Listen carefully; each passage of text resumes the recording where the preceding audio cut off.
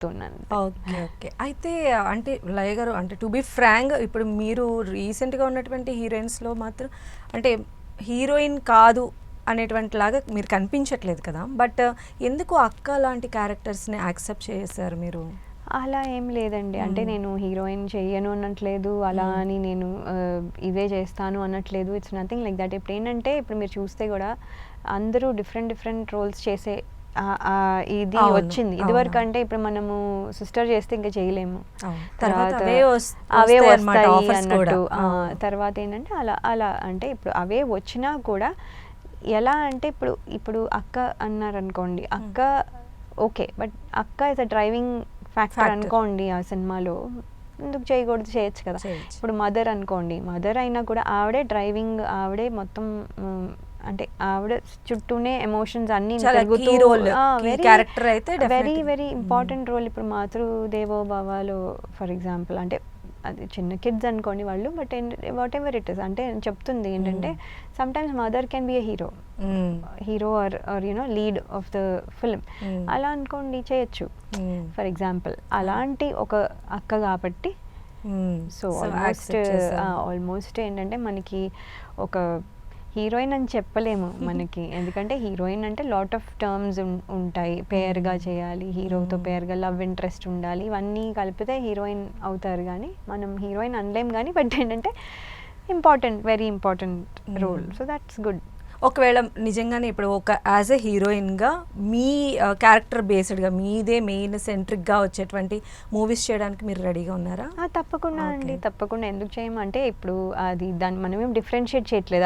అది central role, lead role అన్నప్పుడు చేస్తాం. హీరోయిన్ అని అంటే నాట్ ఓన్లీ గ్లామరస్ హీరోయిన్ అంటే మనం ఇప్పుడు చూస్తూ ఉన్నాం చాలా క్యారెక్టర్స్ కూడా పవర్ఫుల్ క్యారెక్టర్స్ లీడ్ రోల్లో చేస్తూ ఉన్నారు. డెఫినెట్లీ. అంటే మనకి ఇప్పుడు ఉమెన్ ఓరియంటెడ్ ఫిల్మ్స్ వస్తున్నాయి, సో మెనీ థింగ్స్ అలా వస్తున్నాయి. ఇప్పుడు నేను నెక్స్ట్ చేసేది శివాజీ గారితో, అది లీడ్ రోలే.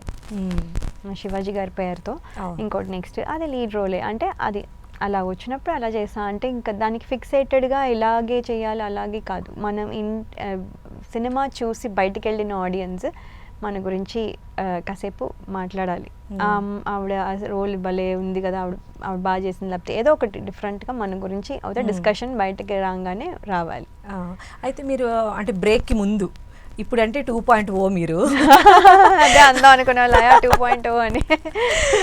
సో ఇప్పుడంటే మీరు 2.0 బిఫోర్ బాలకృష్ణ గారితో మీరు యాక్ట్ చేయడం కూడా జరిగింది. సో ఇప్పుడు మళ్ళీ కంబ్యాక్ ఇచ్చారు కాబట్టి చిరంజీవి గారితో అండ్ నాగార్జున గారు ఇలా మీరు స్క్రీన్ షేర్ చేసుకోవడానికి మీకు ఎలా అనిపిస్తుంది? అంటే చేసుకోవాలని మీకు ఇంట్రెస్ట్ ఉందా? అయ్యో, అలాంటి అవకాశం వస్తే చేస్తారు. అవును, మనం అవన్నీ చేయలేదు కదా అప్పుడు. బాలకృష్ణ గారితో ఒక అవకాశం వచ్చింది కానీ ఇంకా ఉండుంటే మేబీ ఇంకొంచెం వచ్చే. బట్ ఏంటంటే వాళ్ళతో చేసిన అది అప్పుడు అయిపోయింది. మళ్ళీ ఇప్పుడు ఫ్రెష్గా మళ్ళీ యూ హ్యావ్ టు స్టార్ట్ 2.0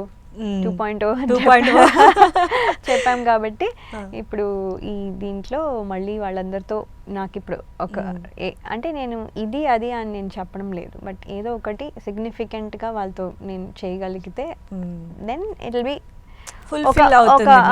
ఒక డ్రీమ్ ఫుల్ఫిల్ అవుతుంది. సో మేబీ అందుకనే కూడా మళ్ళీ మీరు రావడం జరిగిందేమో.